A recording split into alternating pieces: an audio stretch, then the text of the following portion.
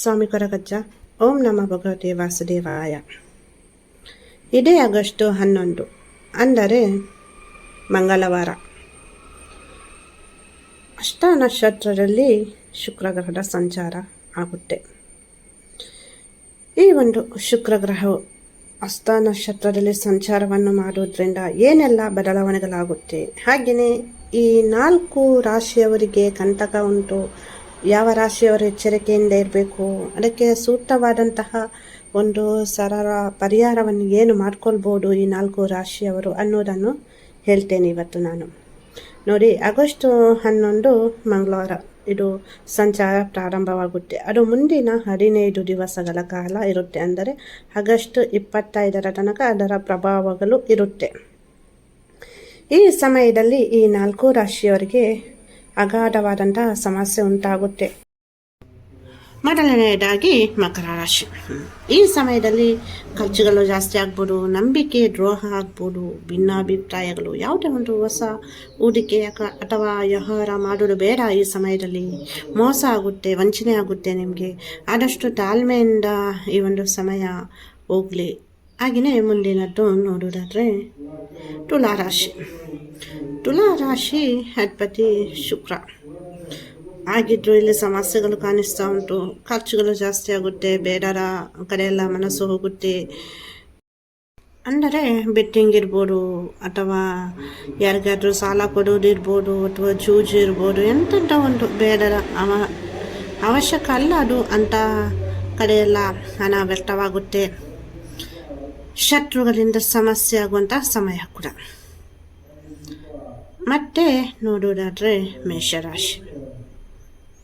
ಇಲ್ಲಿ ದೊಡ್ಡ ವ್ಯಾಪಾರ ಹೂಡಿಕೆ ಮಾಡೋದು, ಅಥವಾ ಒಂದು ಯಾರನ್ನಾದರೂ ನಂಬಿ ಸಾಲ ಕೊಡ್ತಾ ಇದ್ದೀರಾ, ಬೇಡ, ಈ ಸಮಯದಲ್ಲಿ ಬೇಡ ಅಂತ ಹೇಳ್ತೇನೆ. ಹಾಗೆಯೇ ಖರ್ಚುಗಳು ಜಾಸ್ತಿ ಆಗುತ್ತೆ. ಆರೋಗ್ಯದಲ್ಲಿ ಸಮಸ್ಯೆ, ಮನೆಯಲ್ಲಿ ಸಮಸ್ಯೆ, ವ್ಯಾವಹಾರಿಕವಾಗಿಯೂ ಚೆನ್ನಾಗಿಲ್ಲ, ಬೇಡ. ಯಾವುದೇ ಒಂದು ಆದಷ್ಟು ಅಲ್ಲಲ್ಲೇ ಆಗುವಂತಹ ವ್ಯವಹಾರವನ್ನು ಮಾಡಿ ಹೆಚ್ಚಿಗೆ ಹೂಡಿಕೆ ಮಾಡೋದು ಅಥವಾ ಹೊಸ ಕೆಲಸಕ್ಕೆ ಕೈ ಹಾಕ್ತೇನೆ, ಬೇಡ. ಕೊನೆಯದಾಗಿ ಕಟಕ ರಾಶಿ. ಇಲ್ಲಿ ಏನಂದರೆ ಅತಿ ಜಾಸ್ತಿ ಆತುರ ಪಡುವಂತಹ ರಾಶಿಯಲ್ಲಿ ಕಟಕ ರಾಶಿಯವರು. ಜಲತತ್ವ ಅಲ್ಲ, ಹಾಗೆ ಸೌಮ್ಯದ ಥರ ಇನ್ನೊಮ್ಮೆ ಇರಲ್ಲ ಮನಸ್ಸು. ಸೊ ಇಲ್ಲಿ ಸಾಲ ಕೊಡುವುದು, ಸಾಲ ತಗೊಳ್ಳೋದು ಸಮಸ್ಯೆ. ಸೊ ಹಣ ಏನು ನೀವು ಈ ಸಮಯದಲ್ಲಿ ಕೊಡ್ತೀರಾ ಅದು ರಿಟರ್ನ್ ಬರಲ್ಲ ನಿಮಗೆ. ನೀವೇನು ಸಾಲ ಮಾಡ್ತೀರಾ ಅದು ತೀರಿಸ್ಲಿಕ್ಕೂ ಕಷ್ಟ. ಆರೋಗ್ಯದಲ್ಲಿ ಸಮಸ್ಯೆ, ಮನೆಯಲ್ಲಿ ಸಮಸ್ಯೆ, ಯಾವುದು ಕೂಡ ಸರಿ ಇಲ್ಲ. ಯಾವರಿಕ ದೃಷ್ಟಿಯಿಂದಲೂ ಸಮಸ್ಯೆ ಆಗ್ತಾ ಉಂಟು. ಈ 4 ರಾಶಿಯವರು ತುಂಬ ಎಚ್ಚರಿಕೆಯಿಂದ ಇರಬೇಕು. ಆದಷ್ಟು ಈ ಸಮಯದಲ್ಲಿ ಮೌನವಾಗಿದ್ದು ಯಾವುದೇ ಒಂದು ವ್ಯವಹಾರಕ್ಕೆ ಕೈ ಹಾಕದೆ ತಮ್ಮಷ್ಟಕ್ಕೆ ತಾವು ಇದ್ದರೆ ಉತ್ತಮ. ಮತ್ತೆ ಬೇಕಿದ್ರೆ ನೀವು ಈ ಒಂದು ಆಗಸ್ಟ್ 11ರಿಂದ ಆಗಸ್ಟ್ 25 ತನಕ ಯಾವುದೇ ಒಂದು ಹೊಸ ವ್ಯವಹಾರ ಅಥವಾ ಎಲ್ಲಿಗಾದರೂ ದೂರ ಪ್ರಯಾಣ ಇರ್ಬೋದು, ಅಥವಾ ಯಾರ ಜೊತೆ ಆದರೂ ಮಾತನಾಡುವಾಗ ಸ್ವಲ್ಪ ರ್ಯಾಶ್ ಆಗಿ ಮಾತನಾಡುವುದು, ಇದನ್ನೆಲ್ಲ ಕಡಿಮೆ ಮಾಡಬೇಕು. ಇವಾಗ ಇದಕ್ಕೆ ಏನು ನಾವು ಒಂದು ಪರಿಹಾರವನ್ನು ಮಾಡ್ಬೋದು ಅಂತ ನೋಡಿದರೆ ಸುಲಭ ಪರಿಹಾರ. ಶುಕ್ರವಾರ ಮಹಾಲಕ್ಷ್ಮಿ ಅಮ್ಮನವರನ್ನು ಆರಾಧನೆ ಮಾಡಿ, ಪ್ರಾರ್ಥನೆ ಮಾಡಿ, ಶ್ರೀಂ ಅನ್ನುವಂತಹ ಬೀಜ ಮಂತ್ರವನ್ನು ಜಪಿಸಿ, ಅಥವಾ ಮಹಾಲಕ್ಷ್ಮಿ ದೇವಸ್ಥಾನಕ್ಕೆ ಹೋಗಿ ಬನ್ನಿ. ಇಲ್ಲಿ ಸಾಧ್ಯವಾದರೆ ಈ ವಸ್ತುಗಳನ್ನು ದಾನ ಮಾಡಿ. ಯಾರೋ ಬಡವರಿರ್ತಾರೆ, ಯಾರೋ ಅಸಹಾಯಕರಿರ್ತಾರೆ, ಯಾರೋ ವಯೋವೃದ್ಧರಿರ್ತಾರೆ, ಅವರಿಗೆ ಈ ವಸ್ತುಗಳನ್ನು ದಾನ ಮಾಡೋದ್ರಿಂದ ಈ ಒಂದು ದೋಷದಿಂದ ನೀವು ತಕ್ಕ ಮಟ್ಟಿಗೆ ಹೊರಗೆ ಬರ್ಬೋದು.